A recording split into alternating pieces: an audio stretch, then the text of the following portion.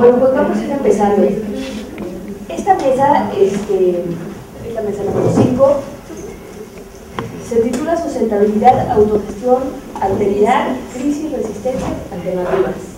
Entonces, bueno, la primera ponencia corresponde a las profesoras Olivia Acuña y Yolanda Macedo, es el maíz en Tlaxcala, autosuficiencia alimentaria y protección de variedades nativas. Entonces, bueno.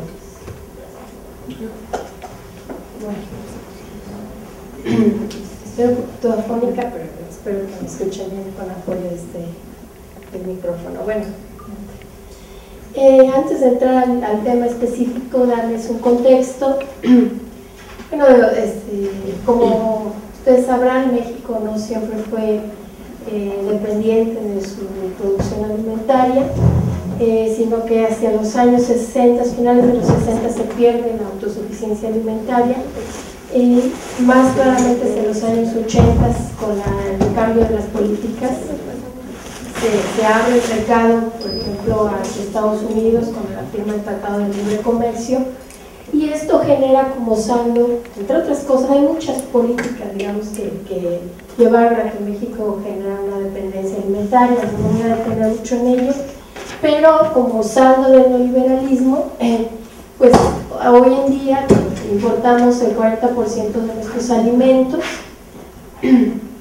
Desde 1993 ya tenemos una balanza agroalimentaria deficitaria, y esto ha significado que el año de 2010 se tuvieran que gastar 25,000 millones de dólares solamente en la compra de alimentos, ¿sí? Y esto pues ha generado una vulnerabilidad alimentaria, dado que por los efectos del cambio climático y por el uso de maíz para agrocombustibles en Estados Unidos, pues Estados Unidos ha tenido restricciones para vender maíz, por ejemplo. No solamente sería el caso del maíz, pero en general tendríamos que decir que hay una vulnerabilidad alimentaria. Aquí podemos ver una gráfica de cómo de 1988 a que se dan las primeras políticas neoliberales, ¿sí? Hay una tendencia a la dependencia alimentaria hasta llegar al 40%. Estos picos que ven ustedes hacia abajo, por ejemplo el del 2008-2009, que se reduce la dependencia alimentaria, es también por efecto de la crisis, porque como sale más caro importar, entonces sí se fomenta la producción nacional, pero solamente en esas coyunturas, porque en términos generales no es algo que le interese al gobierno mexicano. Adelante. Aquí, bueno, esto parece una telaraña, pero es cada uno de los cultivos. Pueden ver, por ejemplo, el caso más dramático, el que está hasta arriba, que es el de la soya. O sea, prácticamente toda la soya que se consume ya es importada, ¿sí? Y se ve cómo ha crecido, ¿no? Del 88 al 2010. El otro, el moradito, es el arroz, casi, ya, o sea, y va para arriba todavía. O sea, vamos a seguir comprando cada vez más el arroz que consumimos. Y así cada uno de los cultivos, quizás el más bajo todavía es el frijol, aunque hay una tendencia a que se reduce el consumo del frijol, ¿no? Siendo uno de los alimentos más importantes para la población. Adelante. Bueno, esta es ya la relación entre las importaciones y las exportaciones, porque esto es importante porque mucho el gobierno, no solamente el de Calderón, todos los gobiernos neoliberales lo que dicen es que si bien se importa mucho, también se exporta mucho. Y Calderón, por ejemplo, hizo toda una campaña de todo el aguacate que se exporta a Estados Unidos. Bueno, nada más para comentarles, en el caso del aguacate, si ustedes van a Uruapan, Michoacán, que es donde se produce alrededor del 90% del aguacate de variedad Hass, que es la que se exporta, que consumimos también nosotros. Cascarita dura, pues cualquiera lo consumimos.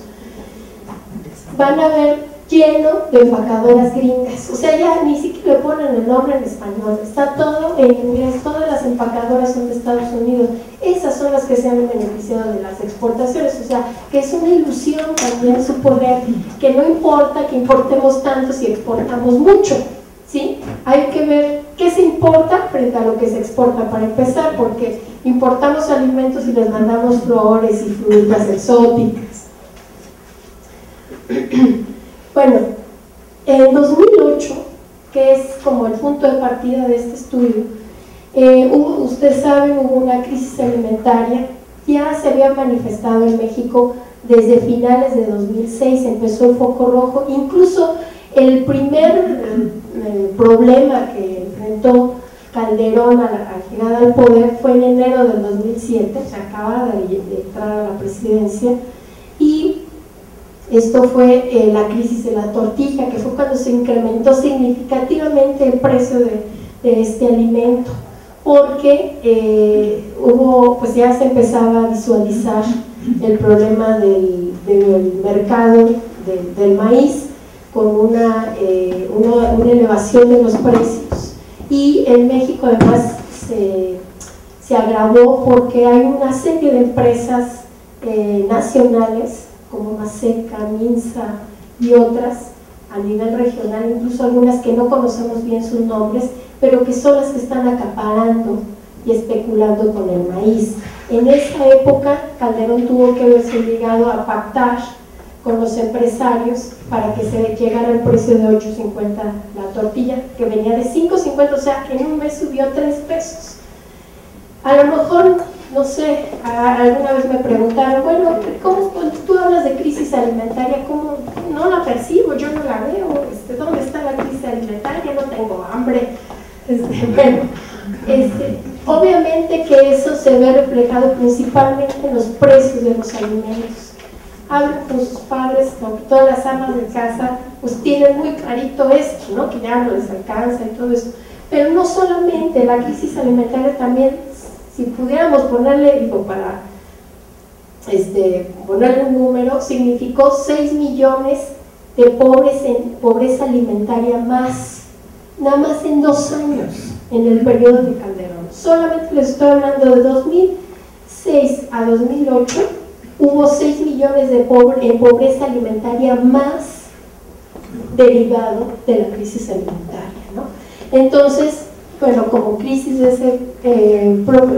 crisis alimentaria, en 2008 se incrementaron 50% el precio de los alimentos, luego la crisis de la tortilla, y lo que les decía, aún más pobres en pobreza alimentaria, ¿no? Aquí está la gráfica de la tortilla, el precio de la tortilla, para que vean. Bueno, ustedes están muy jovencitos, pero que hay unos que sí saben de acordar que antes estaba subsidiado el precio de la tortilla, ¿sí? Y como parte de las políticas neoliberales se decidió liberar el precio. Entonces ustedes pueden ver cómo incluso 2001, aunque ya estaba liberalizado el precio, había un control más o menos del mercado, pero de plano para el 2006 ya empieza la escalada de precios de la tortilla, ¿no? Ahí estoy llegando al 2011, 10.50, y aquí en el Distrito Federal todavía está ese precio, pero si se va a la provincia todavía es más caro el precio de la tortilla, puede llegar hasta los 14 pesos. Adelante. Esta es la gráfica, está bajado del Coneval, nada más se le aumentó ahí los últimos años, es la estratificación que hace de la pobreza, y la verde, que es pobreza alimentaria, es decir, aquellas personas que con todos sus ingresos no alcanzan a cubrir su canasta básica, imagínense, o sea, ni para comer, ya olvídense zapatos o lo que sea, nada. Entonces, se puede ver cómo esa es hacia arriba, que es la crisis del 94, los efectos de la crisis del 94, desciende, pero nuevamente hay un ascenso en los 2 últimos años que les decía yo, ¿no? El periodo de Calderón. Adelante. Bueno, ahora, ¿cuál es la política del gobierno mexicano en relación a los alimentos y particularmente al maíz, que es nuestro principal alimento? Bueno, ya no es la producción nacional, ya no le están apostando a los productores nacionales, y en todo caso solamente a los grandes productores, que es el caso de los productores de Sinaloa. En Sinaloa ahorita es si no me recuerdo, es el principal productor de maíz blanco, ¿sí? Pero el problema que yo veo es que apostarle a los grandes productores, ¿sí?, pues es otra vez colocarnos en una situación de extrema vulnerabilidad, porque cuando uno piensa que a ellos no les sucede nada, tienen pues, grandes extensiones de producción, altamente tecnificados, etcétera. Bueno, el año pasado hubo unas heladas, ¿sí? Porque ahí sí no anda el clima viendo a ver a quién le pegan y a quién no, ¿sí? Entonces se perdieron 500,000 toneladas de maíz solamente en ese periodo en el estado de Sinaloa. Por otro lado, la política también apuesta a las importaciones de maíz, o sea, importaciones con producción de grandes productores. Esa es como la apuesta del gobierno mexicano. Bueno, apenas está saliendo Estados Unidos de una de las peores sequías después de 50 y tantos años, lo cual significa que para este año habrá una reducción del 13% de su producción de maíz, ¿sí? Si de por sí ya estaban dedicando muchísimo a los agrocombustibles, principalmente al etanol, y ya no nos están vendiendo el maíz o no lo venden muy caro, ¿sí? Pues además agreguen el problema de la sequía, ¿sí? Es decir, que apostar a estos dos esquemas pues hace que sea muy vulnerable nuestra situación alimentaria. Bueno, como efectos de esa crisis, entonces, pues migración masiva de campesinos, la descomposición del tejido social, cada vez las generaciones jóvenes de campesinos ya no se quieren dedicar a la agricultura, hay un empobrecimiento de la población rural, ¿no? Y pues la violencia y el narcotráfico están muy presentes, sobre todo en esas zonas, ¿no? Las nuevas generaciones pues están apostando mucho al narcotráfico, como ustedes saben. A mí nunca se me olvidaron estas portadas de la revista Proceso, ¿no? Me acuerdo de una masacre que hubo y veías a los que estaban ahí muertos, eran campesinos, o sea, se veían los sombreros ahí tirados, huaraches, ¿no? Jóvenes además.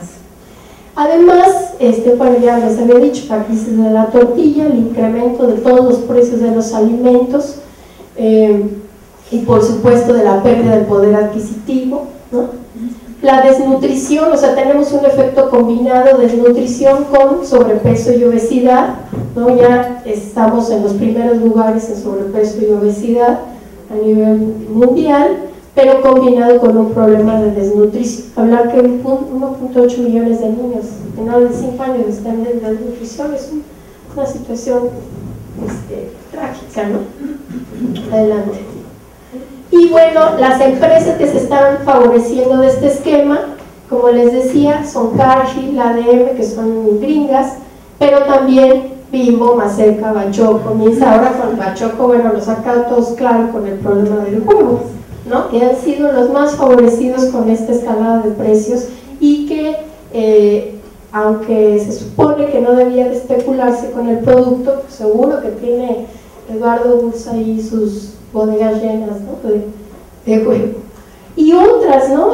Grupo BIS, por ejemplo, el secretario de Agricultura anterior, es el presidente de este grupo, son los que estaban especulando y acaparan las producciones, ¿no? Industrias Network, etc. Bueno, ahora el caso de Tlaxcala, bueno, después, siempre hay casos que nos alientan a seguir estudiando y a seguir apoyando a los productores, a que nos dedicamos a estar con ellos, acompañándolos. Bueno, el caso de Tlaxcala es muy interesante porque es de los pocos estados del país que es autosuficiente y que además genera un excedente que coloca en otros estados como en Puebla y en Oaxaca. Casi todos los estados del país son deficitarios, tienen que comprarle a otros o bien de las importaciones, etc. Tlaxcala no. Y entonces, bueno, resulta que también ellos tuvieron un problema muy fuerte derivado del cambio climático, digo yo. En septiembre del año pasado, se han de acordar a lo mejor, porque también nos llegó al Distrito Federal una ola polar que no nos esperábamos, unas heladas anticipadas, que les pegó muy fuerte a los productores del centro del país particularmente, que estaban a punto de cosechar. Y se perdieron entonces 80,000 hectáreas, el 72% de la producción del estado se perdió. Y de ahí, bueno, se han generado muchas alternativas, desde hace muchos años de por sí ellos vienen trabajando La última vez que platiqué con uno de los productores dice que están trabajando fondos de semillas, ¿no? Para contener, bueno, si hay otro problema de estos, que ellos tengan un banco de semillas, ¿no? Para enfrentar esta situación. Y ya, perdón. Bueno, la conferencia que tuvimos Sol y yo con el tema del maíz en Tlaxcala tiene que ver con que Tlaxcala, además de que es autosuficiente en maíz, lo cual es destacado, digamos, para un estado pequeño con mucha agricultura campesina. La otra es que existe en Tlaxcala el grupo Vicente Guerrero. Yo me he dedicado desde hace muchos más, miren, aquí les traje la tercera lámina que tengo, sobre los eventos acerca del maíz transgénico en México. En México, y cruza mucho el debate de la soberanía alimentaria, no me voy a detener mucho en cada uno, si los pueden observar. Tiene ya varios años que hay una tensión muy importante entre un movimiento social de reciente creación, no nada más campesino, también urbano, para impedir que se legalice la siembra ya abierta, liberal, de maíz transgénico en el país. Hasta ahorita no está autorizada legalmente, y en buena medida ha sido por la presión de este movimiento social, en el que además participan muchos científicos, cosa que también es una novedad. Los científicos, sobre todo los científicos básicos, pues antes no participaban políticamente. En este tema hay una participación muy activa en pro y en contra del maíz transgénico, ¿no? Pero bueno, pues hasta ahorita no está liberalizado, aunque bueno, como ustedes saben, pues somos el país de la ilegalidad, entra mucho de contrabando, parece que se está sembrando ilegalmente en el norte. Nada más para información, no se ha comprobado que consumir maíz transgénico haga daño. Acaba de salir una investigación donde se alimentó a ratas con maíz transgénico y sí hubo daños, pero bueno, luego los científicos pues dicen, no, pero no está suficientemente probado. La verdad es que hace falta más investigación. O sea, no está probado que haga daño, pero tampoco que no haga daño. Y la investigación, como ustedes saben, en estos temas, pues está cada vez más permeada, más penetrada por los intereses de las transnacionales. O la hacen las mismas transnacionales, o en las universidades reciben financiamiento de las transnacionales. Lo cierto es que falta investigación, que no se ha investigado suficiente los daños, ¿no? Y bueno, este grupo Vicente Guerrero de Tlaxcala, ahorita voy a describirlo un poco más, pero el año pasado hizo mucho ruido porque logró la aprobación de la Ley Agrícola de Fomento y Protección al Maíz como Patrimonio Originario y Diversificación Constante y Alimentario para el Estado de Tlaxcala. Todo ese nombrezote tiene la ley. Es muy interesante porque no se logró que a nivel nacional, con la Ley de Bioseguridad, se reivindicara la conservación de los maíces nativos. México es centro de origen del maíz, el país es dueño de una riqueza genética muy importante, que además se mantiene viva en el campo, no está nada más en bancos de semillas. El CIMIC, una institución que está en Texcoco, tiene el banco de semilla más grande del mundo en trigo y en maíz, es una institución con financiamiento internacional, entre otros del Banco Mundial, pero es distinto conservar las variedades vivas en el campo. Vivas en el campo tienen mucho más valor científico y eventualmente económico porque están interaccionando con el ecosistema, y en tiempos de cambio climático es mucho más plausible, digamos, ver cómo reaccionan las variedades ante heladas, sequías y demás. Bueno, este grupo entonces logra la aprobación en febrero, me parece, de 2011 de esta ley. No se logró a nivel nacional, pero a nivel local es muy importante esta ley porque es un precedente, y además porque está impulsada por un grupo campesino que tiene ya más de una década buscando la protección y el fomento de sus variedades nativas. Y bueno, se armó una polémica, después de ahí en Michoacán se armó una ley semejante, pero fue impulsada nada más por un sector de diputados, no con respaldo campesino, pero ahí está, inspirada en la de Tlaxcala. Y hubo una polémica después en el periódico, ¿no? Porque resulta que de las organizaciones antitransgénicos hubo dos que se le fueron encima a este grupo porque tienen esta idea muy radical de que no se debe involucrar al gobierno, que nada con el gobierno. La ley plantea que hay que formar comités de protección al maíz donde estén los productores y donde esté el gobierno. Entonces, bueno, fue interesante porque pues unos que hemos caminado más cerca del grupo Vicente Guerrero los defendimos, los otros los atacaron, que si habían vendido la diversidad genética a las transnacionales con esa ley. La cosa es que esto se dio en un contexto ahorita, por ejemplo, para nosotros los que hemos participado en esto es muy mala noticia que sea Bolívar Zapata, parece el posible secretario de CONACYT, el director de CONACYT próximo, o secretario de la eventual Secretaría de Ciencia y Tecnología, porque él tiene patentes de transgénicos y porque él siempre ha abogado porque se liberalicen todos los transgénicos y los comamos, dice que no hacen daño, que es de los cenas, que no pasa nada. La verdad es que tiene patentes, o sea, tiene intereses creados, ¿no? Y bueno, entonces estamos en un momento de mucha presión para que se liberalice la siembra de maíz transgénico ya a nivel legal en el territorio nacional. A los productores campesinos como al grupo Vicente Guerrero les puede afectar mucho, no nada más porque se contaminen por la cuestión genética de que sus variedades nativas que les ha costado tanto trabajo preservar empiecen a aparecer transgenes extraños, sino por la propiedad intelectual. Es decir, si se les contaminan sus sembradíos, la ley de propiedad industrial del 91 permitiría que las transnacionales los demanden por haberse pirateado sus transgénicos. Eso ya ha pasado en otros países. La siguiente, por favor, y ya termino. Bueno, es un grupo importante, les decía, tiene trabajando comunidades. El grupo se inició a fines de los 70s con una metodología que se hizo muy famosa que se llama de campesino a campesino, y tiene 15 años organizando ferias del maíz y preservando variedades nativas. Tiene trabajo en esos municipios y es muy interesante lo que les pasó. Tienen unas tierras muy erosionadas, entonces no es nada más la defensa del maíz, sino también son pioneros en usar técnicas agroecológicas para renovar sus suelos, porque los tienen muy deteriorados, pero es de estas cosas paradójicas.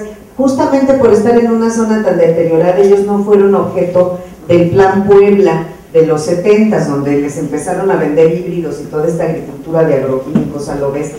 Entonces ahora resulta que tienen la ventaja de que siembran criollos. La siguiente ya tengo. Y bueno, entonces tenemos que eso fue en los 70s con de campesino a campesino, pioneros en prácticas agroecológicas, y en los 80s fundan una ONG llamada CEDEPAC. En los 90s han estado trabajando con PIDASA, con otra ONG que recibe financiamiento internacional, tienen premios, y sus ferias de maíz, entonces les decía, las hacen desde hace 15 años. Entonces, bueno, es muy interesante que además de que Tlaxcala sigue siendo autosuficiente en maíz, está esta experiencia muy a contracorriente de todo lo que está pasando. Muchas gracias.